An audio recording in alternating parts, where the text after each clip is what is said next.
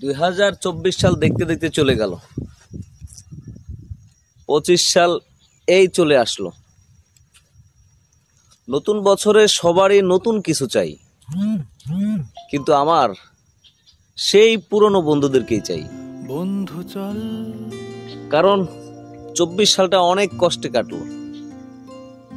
যদি 25 সালে কোনো সুখের দেখা পাই, ঝালমুড়ি হাফ টিকিট পুরনো দিনের পুরনো সেই বন্ধু বিষ্ণু না যাদেরকে নিয়ে সন্ধ্যাবেলা চায়ের দোকানে আড্ডা দেয়া, রাতের আধারে নদীর পাড়ে ঘুরতে যাওয়া, বন্ধু চল, তাদেরকে আমার চাই।